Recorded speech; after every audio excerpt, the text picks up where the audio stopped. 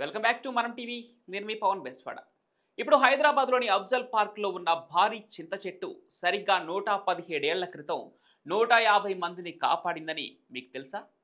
అవును, 1908లో హైదరాబాద్లో ఉన్న మూసీకి అత్యంత భారీ వరదలు వచ్చాయి. ఆ వరదల వల్ల హైదరాబాద్ నగరం మునిగిపోయింది.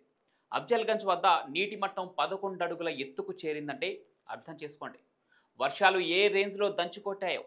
ఈ వరదలు హైదరాబాద్ నగర జనజీవనాన్ని స్తంభింపచేసి అపార ఆస్తి నష్టాన్ని, ప్రాణ నష్టాన్ని కలగజేశాయి. ఇక ఈ భారీ వర్షాల వల్ల ప్రజలు నానా ఇబ్బందులే పడ్డారు. వేల మంది వరదల్లో కొట్టుకుపోయారు కూడా. అయితే దాదాపుగా 150 మంది ఈ చింత చెట్టు ఎక్కి తమ ప్రాణాలను కాపాడుకున్నారు. చుట్టుపక్కల ప్రాంతాల్లో ఇతర చెట్లను ఎక్కిన వారు కోకటి వేళ్లతో సహా ఆ చెట్లు కూలిపోయి వరదకు బలైపోయారు. కానీ ఈ చెట్టు ఎక్కిన వారు మాత్రం సురక్షితంగా ప్రాణాలతో ఉండగలిగారు. 2 రోజుల పాటు వారు తిండి తిప్పలు లేకుండా అలాగే చెట్టుపైనే ఉండిపోయి బతికి బట్ట కట్టారు.